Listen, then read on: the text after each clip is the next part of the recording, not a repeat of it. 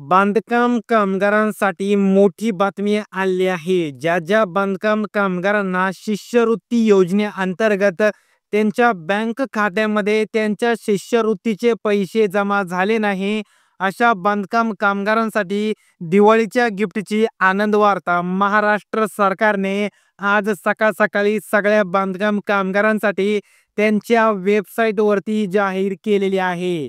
या जाहीर आनंद वार्तामध्ये दिनांक 11 सप्टेंबर 2025 रोजी विशेष कामगार योजनेअंतर्गत शिष्यवृत्ती या कामगारांची सर्वात आधी जमा होणार असे कोणकोणते या ठिकाणी बांधकाम कामगार असणार आहेत, ज्यांची शिष्यवृत्ती या दिवाळीच्या गिफ्टच्या आनंद वार्तेमध्ये सगळ्यात अगोदर जमा होणार आहे.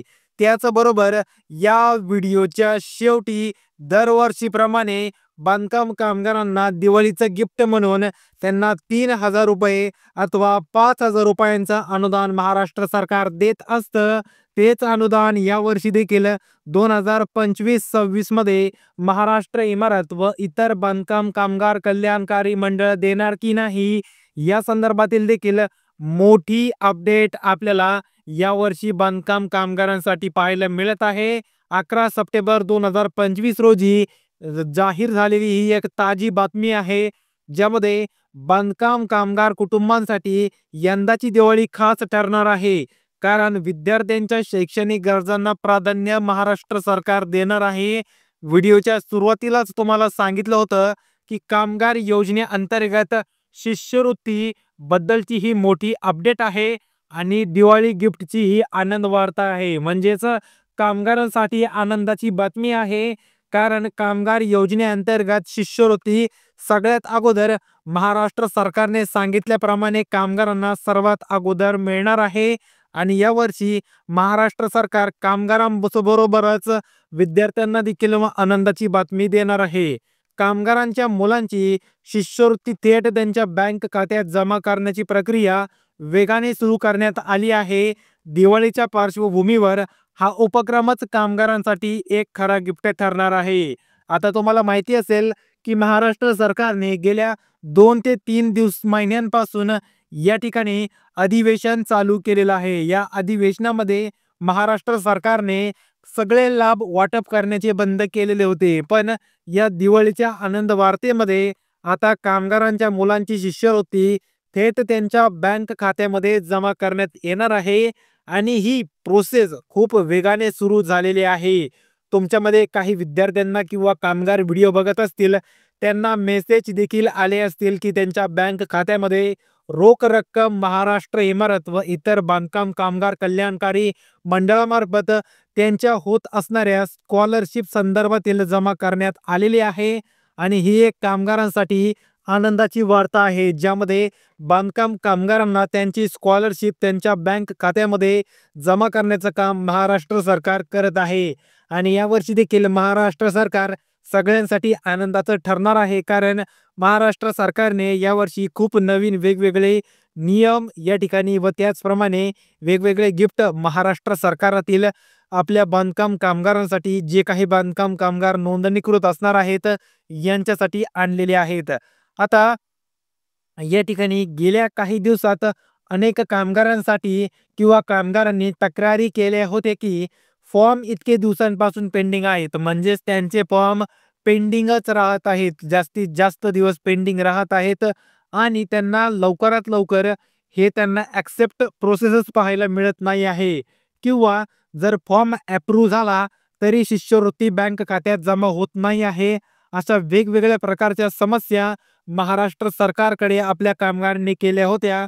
पण या सर्व समस्या आता दूर करण्यासाठी शासनास्तर विशेष पथके नेमण्यात आली असून प्रलंबित अर्जदारांनाही यंदाच्या दिवाळीत दिलासा मिळणार आहे. म्हणजेच ज्या बांधकाम कामगारांनी आपला मुलामुलींचे फॉर्म भरले होते पण ते पेंडिंग आहेत किंवा ॲक्सेप्ट झाले असून त्यांच्या बँक खात्यामध्ये त्यांची रोख रक्कम मिळालेली नाही, विशेषतः जे विद्यार्थी इंजिनिअरिंगला आहेत किंवा MBBSला आहेत, अशा विद्यार्थ्यांचे फॉर्म पेंडिंगच राहत आहेत किंवा ते ॲक्सेप्ट झाले तरी देखील त्यांच्या बँक खात्यामध्ये ही त्यांची रोख रक्कम जमा होत नाही आहे. यामागे ही प्रोसेस होण्यामागचं कारण काय आहे असे प्रश्न महाराष्ट्र सरकारकडे कामगारांनी विचारले होते.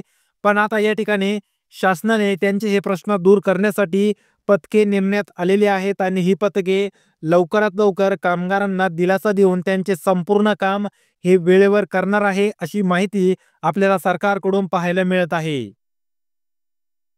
आता कामगार मित्रांनो, व्हिडिओमध्ये पुढे वळण्या अगोदर जर तुम्ही अजूनही लाईक केलं नसेल तर लाईक करून घ्या आणि चॅनलला देखील सबस्क्राईब करून घ्या. आता सर्वात आधी शिष्यवृत्ती कोणाला जमा होणार या संदर्भात महाराष्ट्र सरकारने काही या ठिकाणी आपल्याला बुलेटिन जाहीर केलेले आहेत.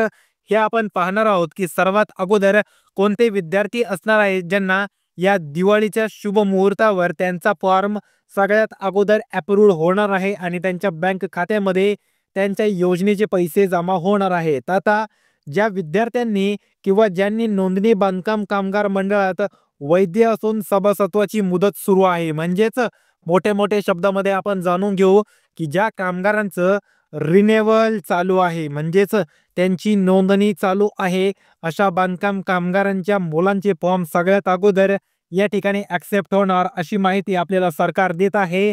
कारण जी काही शिष्यवृत्तीची रक्कम असते किंवा पैसे असतात हे विद्यार्थ्याच्या अकाउंटवरती पाठवली जात नाही, तर ती संपूर्ण रक्कम कामगाराच्या बँक खात्यामध्ये पाठवली जात असते. आता जर तुम्ही फॉर्म भरताना विद्यार्थ्याचं खातं दिलं असेल तर या वर्षी तुम्हाला ती रक्कम मिळणार नाही, ती स्कॉलरशिप मिळणार नाही. तुम्हाला पुढच्या वर्षी या योजनेसाठी ट्राय करावं लागणार आहे. आता पुढचं बुलेटिन आहे, ज्यांनी यापूर्वी शैक्षणिक लाभ घेतलेले नाहीत आणि पहिल्यांदा शिष्यवृत्तीसाठी अर्ज केलेला आहे. आता हा जो बुलेटिन आहे हा खूप जणांना कळालेला नसेल. आता काही कामगार असे असतील की आमच्या पहिल्या मुलाने किंवा पहिल्या मुलीने या अगोदर लाभ घेतलेला आहे आणि आता आम्ही दुसऱ्यासाठी लाभ घेत आहोत.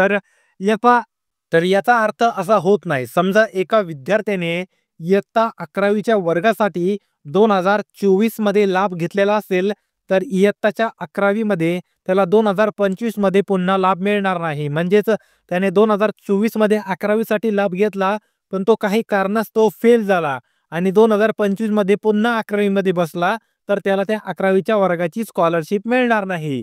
म्हणजेच एखादा विद्यार्थी यावर्षी फर्स्ट इयर मध्ये आहे व तो काही कारणास्तव फेल झाला किंवा त्याने तो कोर्स सोडून दिला आणि दुसऱ्या कोर्सला गेला किंवा परत त्याच वर्गामध्ये बसला, म्हणजे फर्स्ट इयरला परत गेला, तर त्याला पुन्हा त्या फर्स्ट इयरची स्कॉलरशिप मिळणार नाही, कारण त्याने पहिल्यांदाच फर्स्ट इयरची स्कॉलरशिप घेतलेली आहे, असा या बुलेटिनचा अर्थ होतो.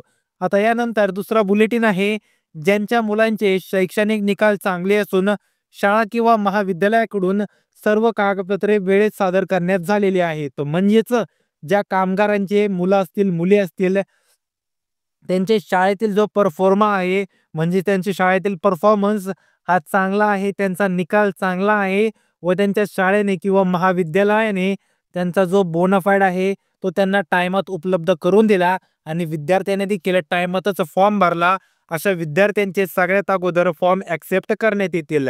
त्यानंतर पुढचं बुलेटिन आहे, ज्या कामगारांची किंवा ज्यांची बँक खाती आधार कार्डशी संलग्न असून खाते सक्रिय आहे, म्हणजेच तुमची KYC झालेली आहे, अशा कामगारांना देखील सर्वप्रथम प्राधान्य दिलं जाईल व त्यांना सगळ्यात अगोदर लाभ देण्यासाठी ग्राह्य धरलं जाणार आहे. त्यानंतर सगळ्यात महत्त्वाची आणि शेवटची बुलेटिन म्हणजे ज्यांच्या अर्जाची तपासणी पूर्ण झालेली आहे आणि कोणतीही त्रुटी किंवा दुरुस्ती बाकी नाही. म्हणजेच या ठिकाणी अर्जाची तपासणी म्हणजे कोणतं, तुमचं डॉक्युमेंट व्हेरिफिकेशन. फॉर्म भरताना तुम्ही एक तारीख निवडली असेल, त्या तारखेच्या दिवशी तुम्ही जिल्हा सुधार केंद्र किंवा तालुका सुधार केंद्र या ठिकाणी व्हिजिट दिली असेल आणि तुमचे कागदपत्रांची पडताळणी करून तुमच्या बोटाचे ठसे त्याचबरोबर तुमच्या डोळाचा नक्षा देखील त्या ठिकाणी त्यांनी कॅप्चर केलेला असेल. ही जर व्यवस्थितरित्या तुमची प्रोसेस झालेली असेल आणि यामध्ये कुठलीही त्रुटी आढळली नसेल, तर तुम्हाला देखील प्राधान्य दिलं जाणार आहे. आता या सर्व कामगारांच्या शिष्यवृत्ती दिवाळीच्या काळात सर्वात अगोदर जमा होणार असून उर्वरित पात्र अर्जदारांना लाभ टप्प्याटप्प्याने दिली जातील.